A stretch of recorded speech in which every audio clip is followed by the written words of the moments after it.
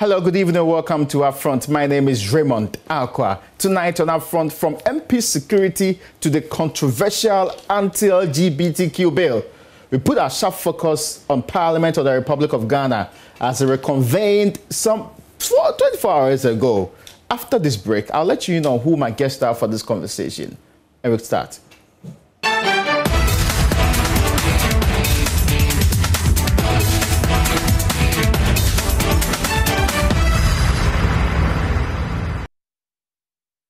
You welcome back. This is UPfront. My name is Raymond Akwa. Now, Ghana's legislature reconvened for the third meeting of the first session of the 8th Parliament in the 4th Republic, barely 24 hours ago. But just before it settled into its actual work, there's a lot of controversy already in the House. What is going to happen to the anti-LGBTQ bill is big time on its table. But there's also some other 56 other bills that ought to be considered by this Parliament, probably before the year ends or before it ends its entire tenure. We'll be looking into all of that in our conversation with the people that run the Parliament and those who are there as most loyal opposition to the Republic of Ghana. We'll be having that conversation, also having other conversations, because there are current matters arising about the security of MPs, the relationship between the minority and the NDC at large, and the Electoral Commission of the Republic of Ghana. All of those with two gentlemen. Now, these gentlemen have a history, I'm told. The Deputy Majority Chief Whip, the Honorable Habib Ijusu, who is the Member of Parliament for Tolon, is my guest here. Honorable, you're welcome. Thank you. Thank you. And a man he previously contested. The interesting part is that... Senior brother.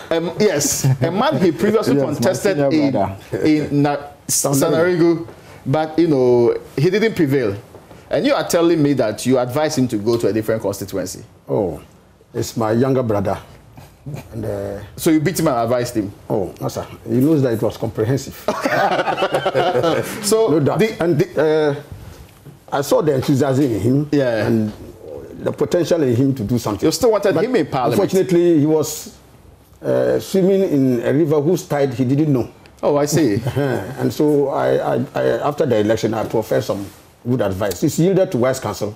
Well, he went to some other place where it was possible for him to make, and I'm sure with the right things that he did, he managed to come to Parliament, and he's been accorded leadership. I congratulated him for being given that position. That's wonderful to know. To see how it is.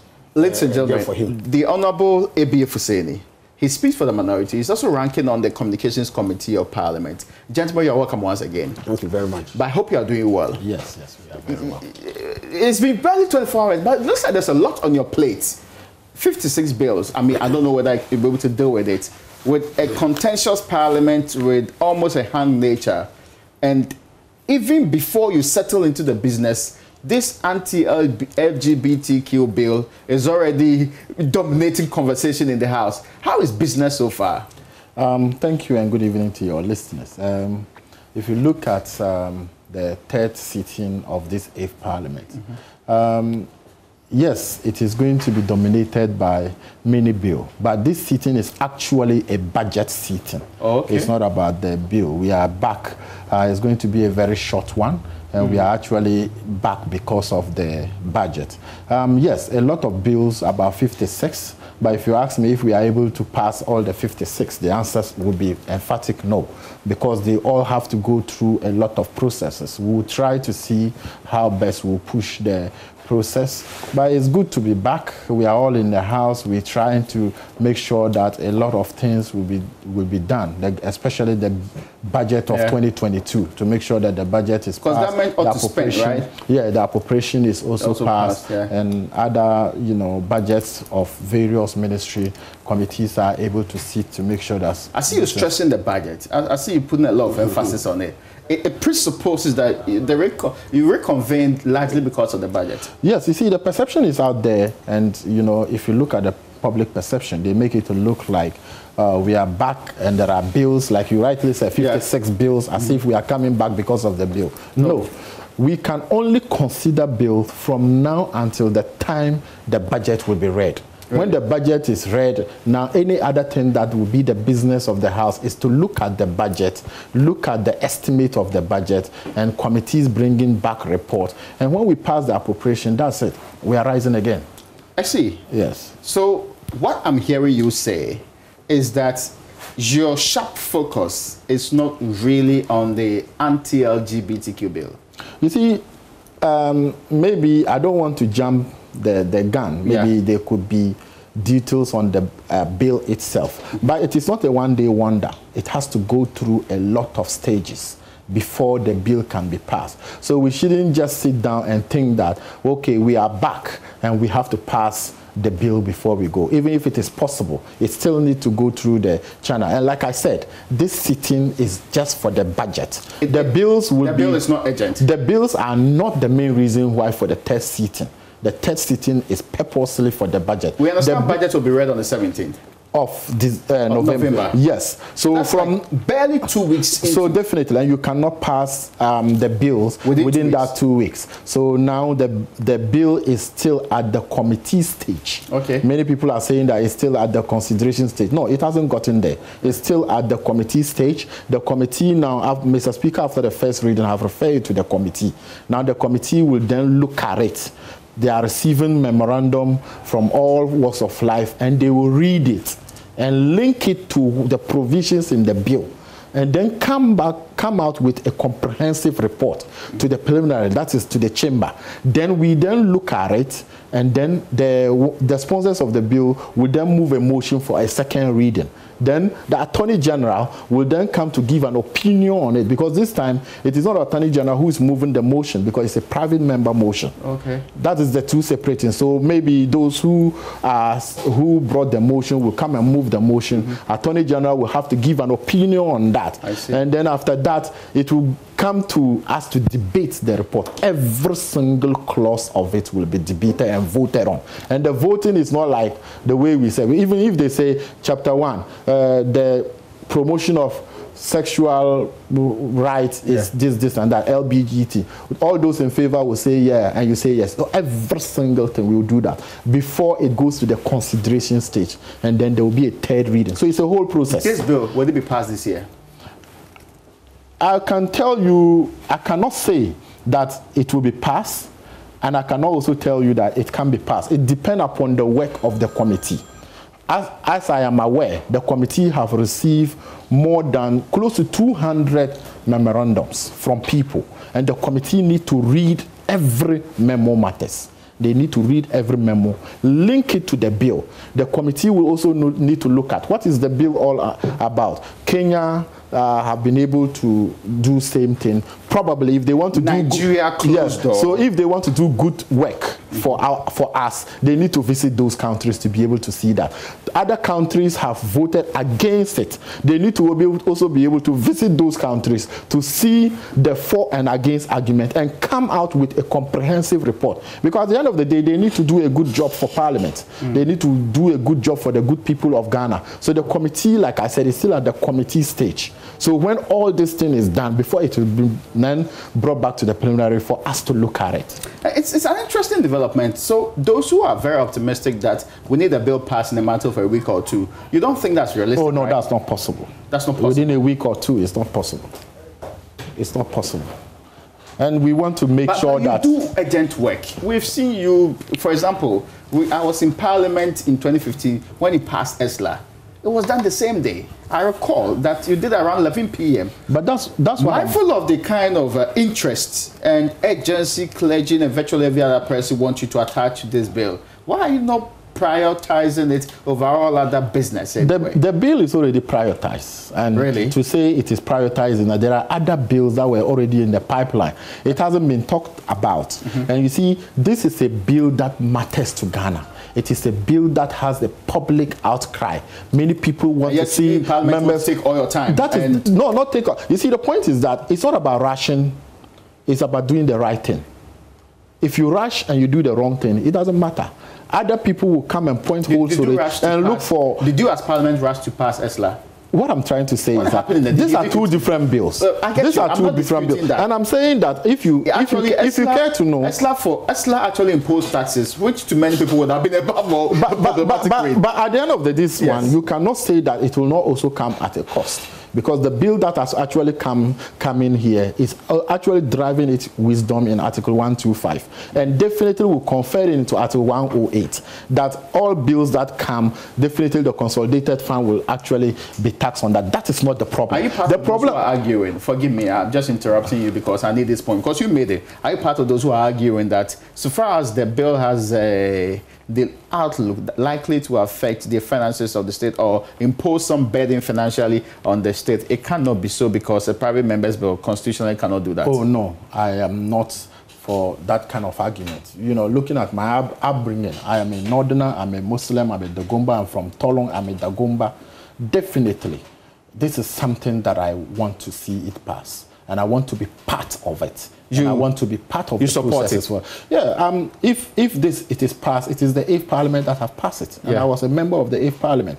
So that's why I'm saying But I've not heard you speak vociferously in defense of it. No, but actually, like I said, we have done a press conference to that, and now you are listening to me, and I have made my stance clear. There is nothing part of me that will against it. That will be against the bill? Nothing of me. I'm a Northerner. Which part of the Northern... You've not heard the human rights argument, right? The human rights argument, I have heard it. Yes. I have heard it. And the human rights, and that's why I'm saying that in Article 125, all what we are doing, members of parliament, it is for the masses, the people in Ghana. If the people in Ghana so wish that we need to pass a bill to promote human sexual rights, for the right thing to be done, that is all what we are going to do. But you did not append your signature to the sponsors, right? Definitely, like I said, when you look at the bill, people try to politicize the bill. I differ in politicizing this bill. I have actually, majority of people who might have even penned their signatures to the bill have not even read the bill. I can tell you that. But you see, we shouldn't politicize this bill. I get you. If we politicize it, it's going to actually affect the effectiveness of the bill, that is number one, the passing of the bill, number two, and its implementation. Because if you look at this bill, it is a very beautiful bill that affects all walks of life. It affects everybody in Ghana. The decision members of parliament will take on this bill have a damn consequences on the development. I'll come back and ask you whether you support the speakers. We need to know each of your stance on the matter claim. But Honorable Ebi Hussein, forgive me, because he's in leadership, that's why I spent some time with him on this one, so that I understand what's happening in Parliament. In the House, right? Yes. First, I want us to just move straight to this bill and its implication. The counter-claim is that those of you in the NDC, you are basically riding on this bill and making it look like it is your baby and that it is the panacea to the problems of this country. And it's not the biggest problem we have in this country. Why are you making it look like it's more than any other important thing? Okay. Raymond, first and foremost, let me say a good evening to all your viewers across the world. My good brother, my younger brother, is coming up on the parliamentary ladder, and I'm sure that he's drinking from the deep-seated fountain of wisdom some of us have. But let me associate first and foremost with the very tight parliamentary calendar that he initiated, that we have as many as 56 bills or so to go through within the period of about 8-9 weeks. So that actually is a very tight schedule. And in circumstances like that, there have been times when Parliament has to sit late, and sometimes even because of the exigencies of the time, to even add some Saturdays. Even there have been times where Parliament will start on Sunday before. Oh, I see. Yes. So you can lengthen the time. Mr. Speaker can go beyond 2 o'clock as we normally listen, down to even sometimes midnight. We'll start where the exigencies. And so, first and foremost, I see this as a process. But Raymond, he and I know that by ourselves, we cannot be members of Parliament. I am here as member of Parliament for Sanargu, by courtesy of the good people of the South-Brichinan people of the Sanargu constituency, who I owe an irreparable debt of gratitude to. And so, like all the 275 members of Parliament, we are there at the behest of our people. So issues that adversely impact on them, issues that affect their interests and aspirations, are matters of crucial importance we must adopt. And that is why unemployment. Yes, unemployment is more important than sexual health issues. But you see, Raymond, you must have head before you chew corn. I don't get it. You must exist as a human being. But before you even talk about those things that you're talking about. The youth who are parading the streets and joining queues. That is a huge problem. For immigration jobs. That is not immigration, but for all manner of jobs. I'm convinced that their priority is more about what will put food on their table. I can tell you that the same youth will tell you that their life is also endangered by untoward behavior such as we have on this LGBTQI. Really? Yes, certainly. Somebody being gay affects you somehow. You see, that is why they say proper sexual rights. Okay? Yeah. We are not talking about just rights. Okay. We are talking of proper. The word proper there is not put there for anything. And we put it there. We in Ghana put it there. Me and my brother here, as Muslims, we believe that Allah Almighty in His infinite wisdom served and anchored procreation on the basis of a man and a woman. And that from now till the end of time, that cannot change. So Raymond, you can lock two men in the womb. It has changed in several parts of the world. Raymond, it looks like we are late to the conversation. You can lock two men in the womb by themselves. They can never procreate. By themselves, never. If you do so with two women, they can never procreate. Just so you know, procreation has evolved with time. So I'm just indicating to you that the basis of procreation for many is threatened by this behavior. Really? So I am saying that, look, Raymond, I am a human rights activist. My master's program I did in Essex University that was on human rights. Yes, except that... But there are many people who have come out to say that... So in excess, you were not told that... It's not about human rights. So in excess... It's about a preference, a sexual preference. In excess, you were not told that people's sexual orientation, they have every right to own that particular orientation. Not by choice. That's why I'm indicating to you that when you elect to make a choice, your inherent in human rights as a human being has been altered. I see. So if today, look, we have a principle in human rights that we call hedonism. It's a process of pleasure. So Raymond, assuming I'm so hedonistic to the core, I enjoy pleasure when I see people being tortured. Can I accept as a human right that people should be tortured for me to get my pleasure? Except that somebody somebody being gay does not affect you. So that is exactly what I'm telling you, that about the preference and you don't get tortured because somebody else is something else. That inherently as a human, you have your rights. But when you make a certain preference, a certain choice, it doesn't automatically confer. That's why, for instance, we outlawed armed robbery. If I choose not to go and work and to be an armed robber, the state will not tolerate it. Yeah, because will not confer that choice. You are likely to rob me. But the question I'm asking you is that how does somebody being gay affect you?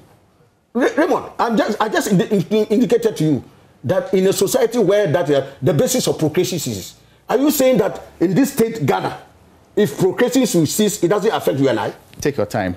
If, let's say... Is that what you're saying? If gay people decide not to procreate, yes, how does it affect me who would want to procreate? Do you know, for instance, that the country needs a renewal of its labor force to be able to continue the basis for... Actually, the population people are saying that we should cut back on the number of... I'm just indicating to you. So if you make it a permanent feature, in 100 years' time, how many people will be left in Ghana? Why has that happened? In what part of the universe where... we can belabor that point that abundantly clear it has widespread ramifications for our country as an entity.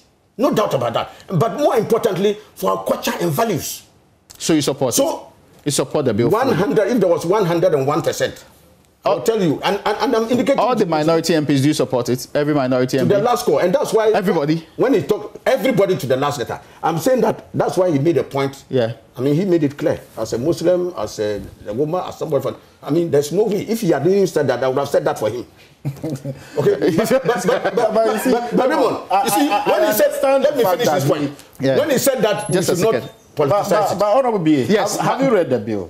I'm coming. We'll come to that. Because you're talking about procreation, which is not in the bill. So you are debating outside the bill. No. That's the point I'm talking about the consequence of the... No, not the consequence. Gentlemen, there is a bill that's sick to say something. You haven't read the bill. I get your point. I want you to finish the point. In principle, you are against it. No. But you haven't actually read the substance of the bill. I am saying that. The bill has said nothing about procreation. I'm telling you that... Okay, hold on for me. Yes. The end effect of what we are seeking to is to prevent a greater problem, and that has to do with procreation. No, and it has nothing to do. I'm telling you, that is what it is. What he's saying is that what he's saying is that to him, if we allow people to remain with their sexual orientation, including that the is LGBT, the end result of what to him, that's I'm not saying that. It's not saying that the bill. Yeah, that's not. I have not said that. I said that's what I heard him say. So listen, sorry, you made a point. Yes, we are talking about issue of politicization. You see, Raymond, our people say that if you squat, where you are there and you squat, and they find something there, and I'm erect, they will inevitably look in your direction that you put it there. Oh, I see. You see, initially when this thing started, there were 4 members on the other side, on his side, who appended their signatures and indicated their resolve to be part of it. As sponsors? Yes. 3 of them withdrew. Who are they? No, I cannot mention names here. But to be fair, he knows. Because you are a leader, so I'll come to you. But I need to get this point from you. But you can't just make the claim that there were people on the list. This has been in the public domain. I want you to state it here on this record. No. Even when my brother Sam George was on your program, and he came to Joy FM. I didn't hear him say that. Yes. No, he was on Joy FM. So since you are here, I want you to Raymond, back the claim. Raymond, respectfully. Who are those you say were... I'm saying that it is not, unless he wants to contest it. No, but that's exactly what I am telling you that clearly. Yeah. No. This has been in the public domain. No. That what? And I will not be pushed to mention it. But I'm just indicating clearly that nobody is making politics out of it. That is why all of us are... That's your promise, you not do so. All of us are enjoined as Parliament to consider the supreme interests and aspirations of our people. And I'm saying that unmistakably, our people in the 200, I believe in the 275 constituencies, have sent us a loud and clear message that they don't want to be part of this practice. They don't want this practice to get entrenched in this country. Thank you. And so for all of us, I need to get his point on this. You had a reaction specifically to the... Specifically, I want to just distance myself, and it is actually not true on record that members of the majority side had signed for the bill and later withdraw. But he's not. I didn't say member. I said 3. Only one. There's 3 now. There's 1 now. No, he said 3. Sorry, and that is not true. He's not the only person who has made the claim before. Even the minority leader. No, you see, it's a claim that they have made. Yes, that's what I'm asking. You see, which of them have ever mentioned names? You have just yet to mention. They said they won't mention. So if you cannot mention names, why do you even make that assertion? But you see, let me make it. No, sorry, let him finish. You see, one problem the minority side have is that we keep saying it over and over. They don't read. Even this same bill we are talking about. ABA is here. He hasn't read the bill. He hasn't read the bill. No, I'm making the point. I want to make a point. And the point is that I've not read the bill. No, you haven't read the bill. What is it? Give me a second. I will interrogate that point. Yes. You see, let me make a point. This bill, from the start, if you want, ask Honorable Sam George. There are people who drafted this bill would have been signatory to this bill. Example is Andy Appiah-Kubi. And the Appiah-Kubi, ask Sam George now, have been part of the process of drafting the bill. You see, Asante Achim North. Yes, you can call him and ask him. He has been part of those who drafted this bill. But when they were about doing the signing of the bill, he was out of the jurisdiction. But you are just I'm coming. You see, what he said is that some members of the MPP had signed it and later withdraw. Oh, okay. That's what he said. That's a difference. That's what I get your point. And that's 2 different things. Yeah. So if you have appended your signature to the bill, and the bill is going to be, you cannot say if it is presented. You understand? But others have contributed to the success of drafting of this bill, of which necessarily they are not signatories to this bill. Others have pended their signatures to this bill and actually cannot speak to every clause of the bill, this bill. That's what I'm trying to say. I get your point. I'm not disputing. That's not even substantive. So what I want that's clarified, right? Yes, that is clarified. He said just 1 point. No, just 1 minute for him to make the point. You see, my senior colleague here, if you make case that has to do with legality or human rights, you need to understand the facts. Like me, if I am just seated and you bring a bill like this to me and say, oh, Honorable Habib, we are doing this bill and we are going to present it, so can you append your signature? I won't do that. I would need to read and understand and know that I can sit in for the bill before signing it. I don't want to make that. Yes. So what I want ABA to understand is that this bill, like he made the statement, and I agree with him, none, to the best of my knowledge, out of the 275 members of parliament, is against this bill. But like you've spoken to all of them? Yes. No, I'm saying that I don't think so, because from our side, there's nobody who is against it. The majority leader has spoken on this bill. The general secretary of our party has spoken to this bill. The president of the country has spoken to this bill. So who else do we need to speak? Majority leader, the concern he raised was that how powerful is Gabi Asarachidaku in the NPP? Gabi is just a party member.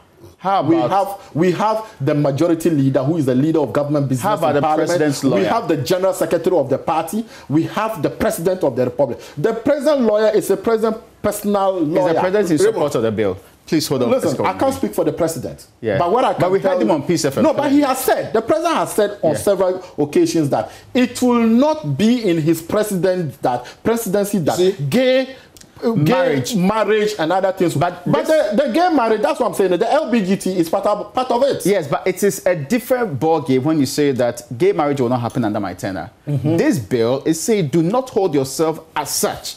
Not only as being married, but as one of the people belonging to the categories lined up. We have not heard the president categorically make a point. That's what I'm saying. That when you read the bill in its entirety, you will see actually what is going to kill. Look, the bill like this, in principle, like I said, I supported it. But when it comes to the second reading and we have to make correction, I have a problem, especially the headline, promotion of proper human sexual rights and Ghanaian family values. Yeah. So left to me, when you are promoting of proper, so I would rather prefer to read like promoting and protecting of proper human rights. I'll make such a case when it comes to Parliament. Yeah. You are promoting something, protect it. But you don't think it should be thrown out? No, but for now, that's what I'm saying, that it is still at the committee stage. Okay. So from the committee stage, the committee itself can amend. That's what you should know. The committee can come out and say that after going through the bill, we don't think that it should read this way. After going through the memorandum before the bill, can also come and say that these things need to be corrected. The committee have that power. Do you think? And even when it comes to the plan, sorry, I need to ask this question. We can make such a case. Why do you think people have a difficulty with believing you in the majority when you say you support the bill? Because people like AB and Co are trying to politicize the whole thing. So it is not the case. The case is that we are all Ghanaians, and we also think that there should be a proper human rights, sexual rights, and we also think that the right thing to do is to be able to protect what we already have. Our system is already there. But that is what he said. I have a last question before I come to you. That is in the Bible, it is in the Quran, it is in the tradition that marriage should be between man and a woman. I get your point, but I've heard some say that there hasn't been a single voice from the majority. For example, nobody is questioning any member of the minority stance on this matter, but they are insisting that even some of the caveats some of your members give out there, for example, the bill must meet a certain standard in Parliament. The bill must not necessarily impose any financial burden on the state. You've heard that, right? From the chairman of the committee through to majority, they're making some of these references. They say you are putting deliberate impediments and preparing the minds of the people to reject the bill. No, that is emphatically no. Majority leader, we call a press conference at the caucus, and then he addressed the media. He has made this statement very clear that nobody in the majority is against this bill.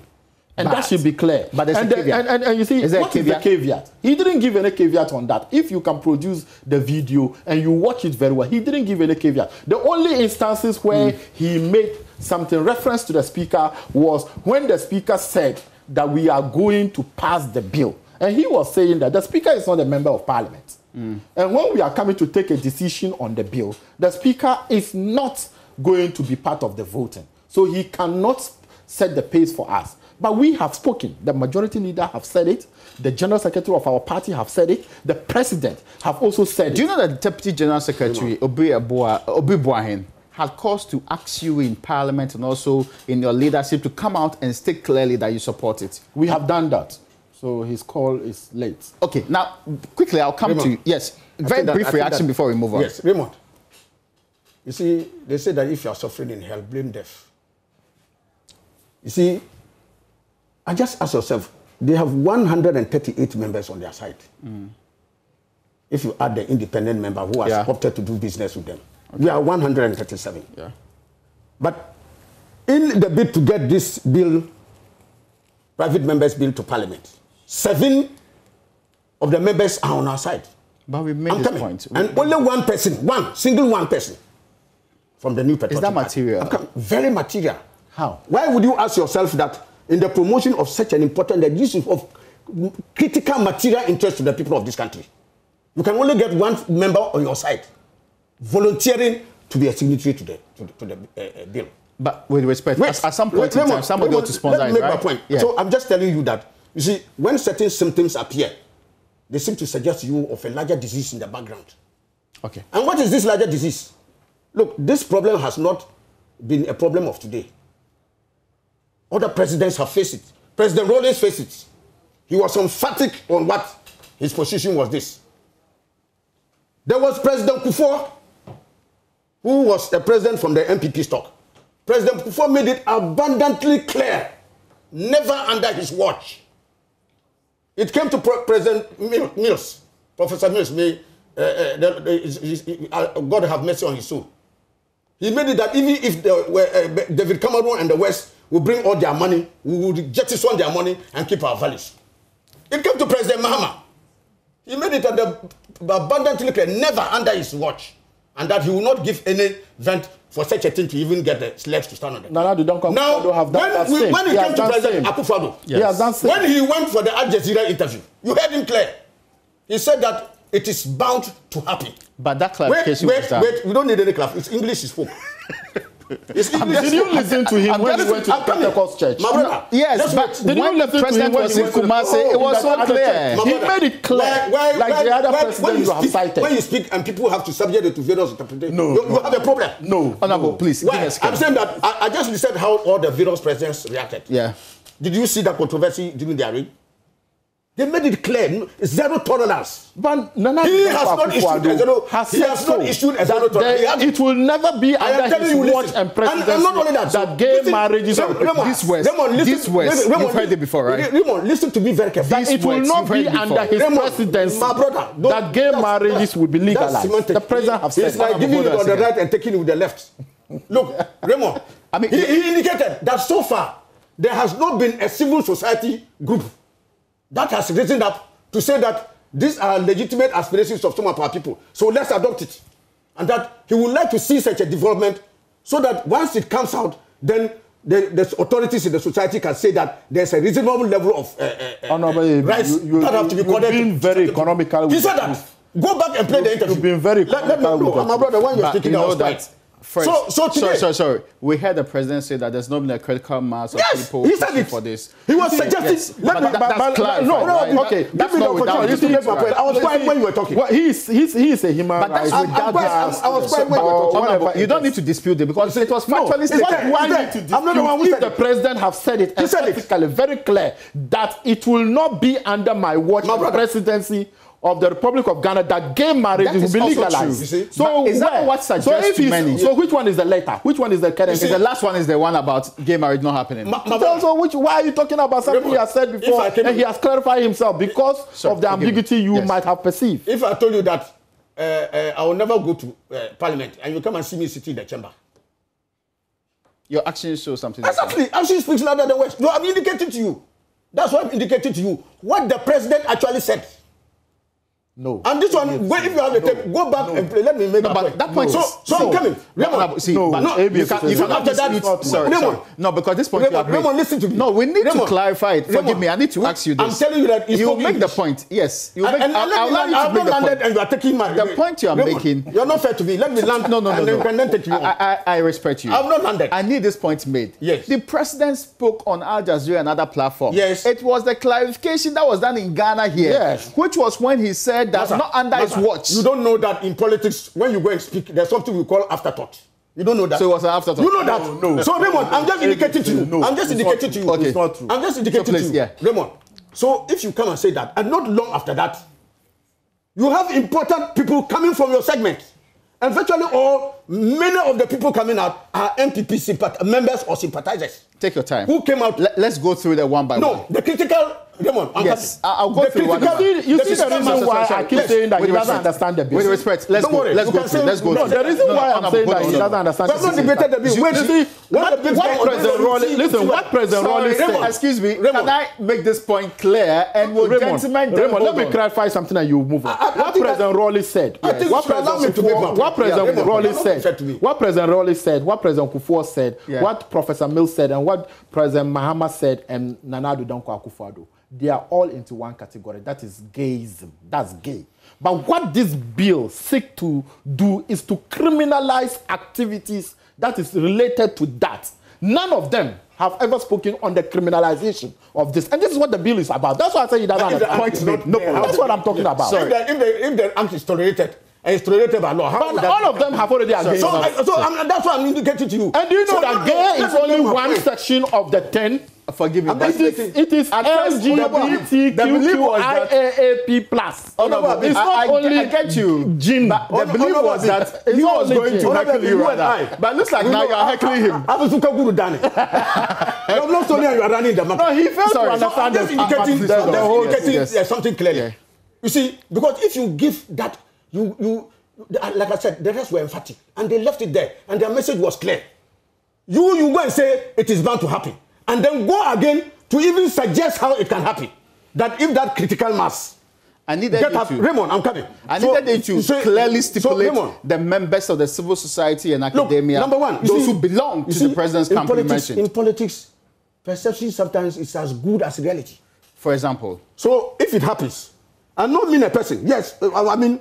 Nobody says that somebody is coterminous with somebody, and so for that matter, as an adult, you cannot do something that you can dissociate with. Yeah. But when it happens, the perception out there that your lawyer, the one who stood for you in the 20 Supreme Court decision, is the lead advocate, along with certain intellectuals, human rights activists, talking for LGBTQI rights. You mean the appearance and the need to have a tolerant posture towards that.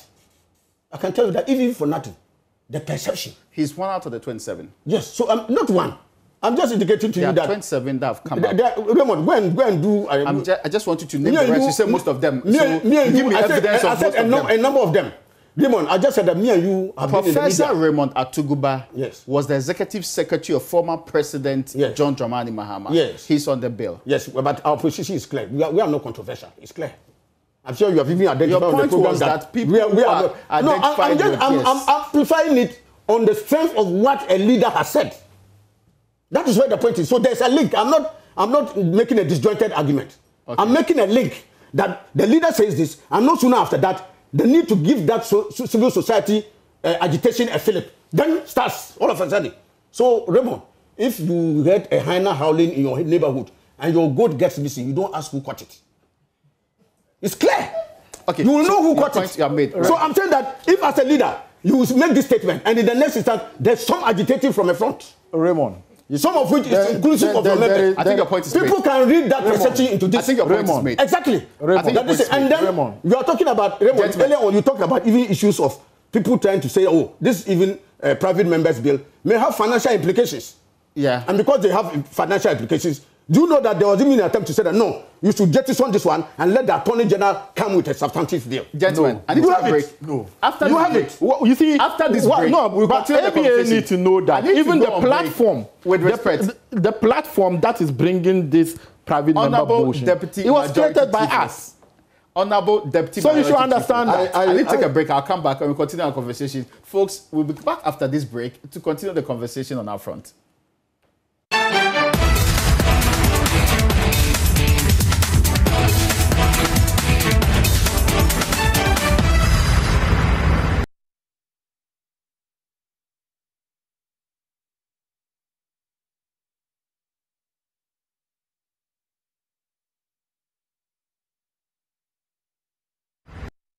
Back to our front. My name is Raymond Darkwa. Tonight, our conversation is what's happening in Parliament. It's the conversation started with the bill, which is, we are told, not the main reason for parliamentary convening, and yet it's taking virtually everybody's time. Even in this conversation, it's predominated the discussion. So, gentlemen, before we move on, and I do have with me the Deputy Majority Chief Whip, the Honourable MP for Tolon, the Honourable Abibi Jusu, and also the Honourable Member of Parliament for Sanarigo, who is also ranking member on the Communications Committee and speaks for the minority in all of its forms.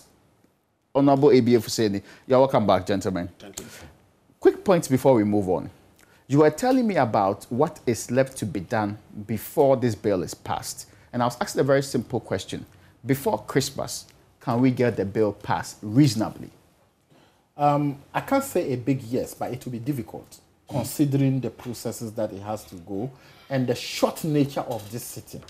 It is going to be a very short sitting that we are going to have. Like I said earlier on, it is the budget sitting. Okay. The main reason for us reconvening is to be able to look at the 2022 budget. So, like I said, now the bill is at the committee stage. At the committee stage, they are receiving memorandum, and that will actually, they have received over 200 so far. Okay. Or so. And now the speaker have also, even the majority leader in our last press conference have said that the sitting of the committee should be made public. It should be in camera. People can come. It should be in the open that people can come and actually watch. And after the committee... Do you agree with the speaker's call that even your votes as MPs should also be open to the public, so we know who you are voting for? You see, but what the speaker said is true. But in practicality, and going through bills, we don't go to do secret ballot voting like how we voted for the speaker, like how we voted for the ministers.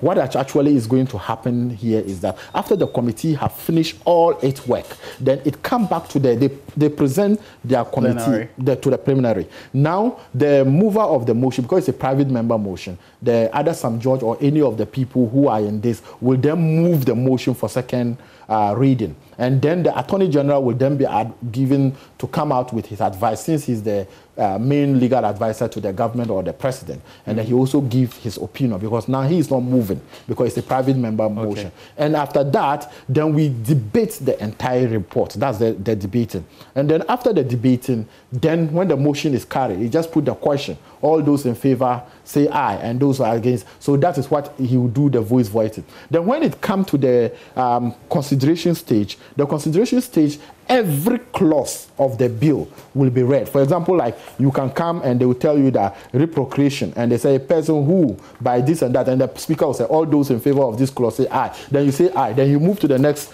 page. He will do that throughout the entire bill. At point we will get to know every MP's stand on the matter.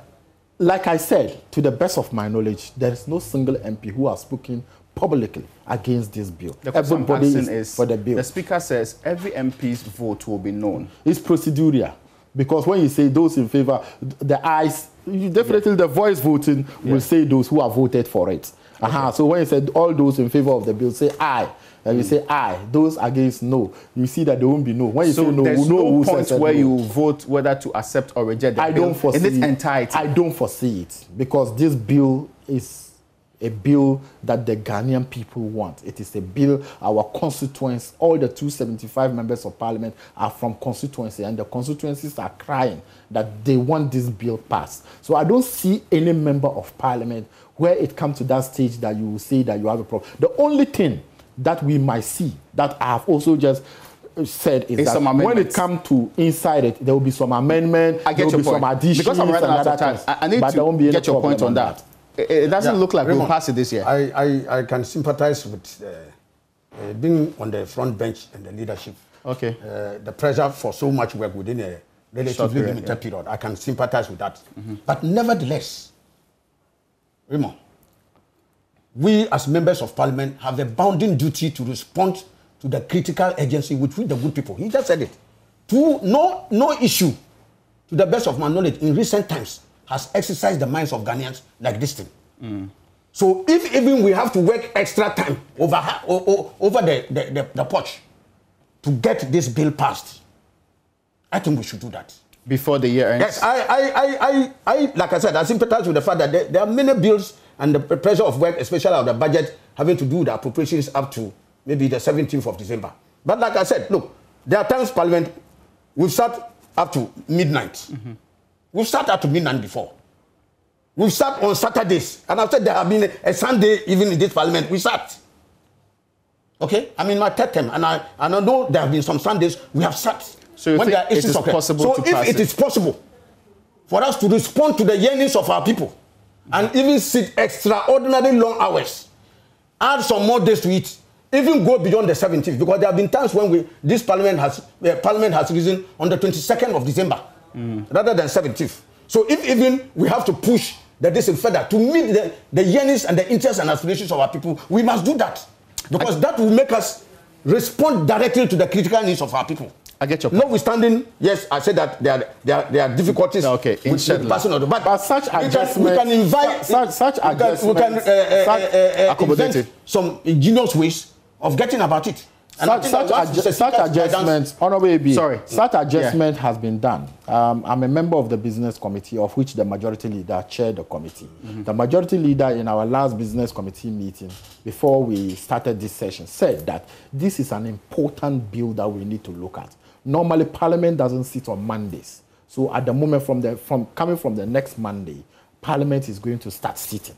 So business committee have adjusted to it, considering the fact that, look, we all want... How about Saturdays? You see, the Saturdays haven't come to the discussion yet. But what I'm trying to understand, he is a senior colleague in the House, and he understands that this is a very serious bill that matters to everybody.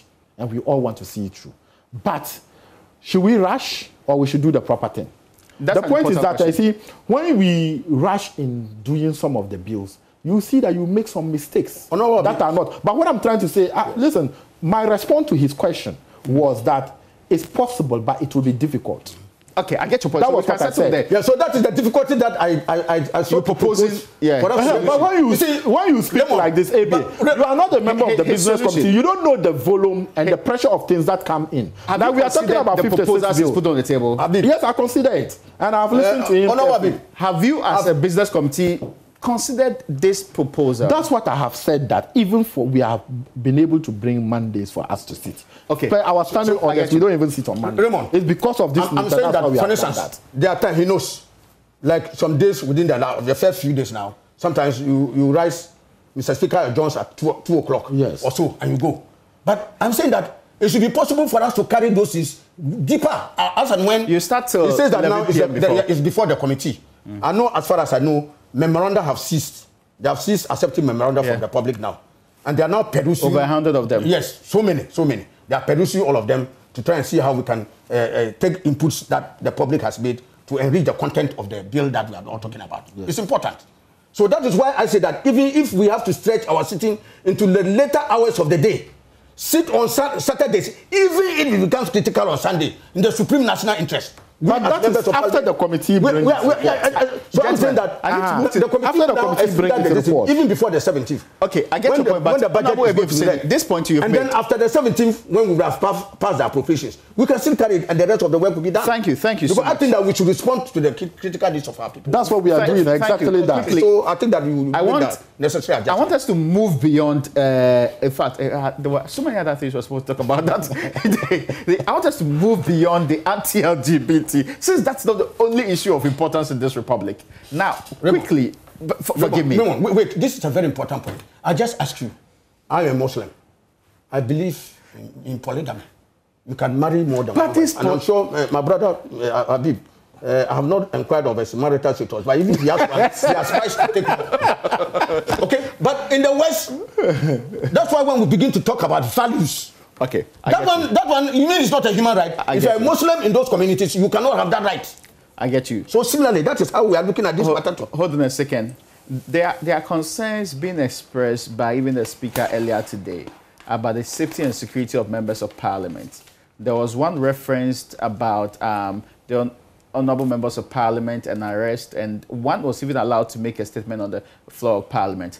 How far is that matter going? Yes, the member of Parliament for, I think, Medina. Yes. He rise in Parliament today under Order 73 to draw the Speaker attention to the way he was handled by the security services. The Speaker actually referred the matter to the Committee of Privileges. Definitely, members of Parliament, due to the nature of our work and some of the things that we do, that is why in Article 117 of the Constitution, we have been given a room have been created for us in Article 117, so that we enjoy some of these privileges. A member of Parliament who is on his way to Parliament or his way from Parliament or attending parliamentary business cannot be arrested or serve a notice or something like that. That is court proceedings.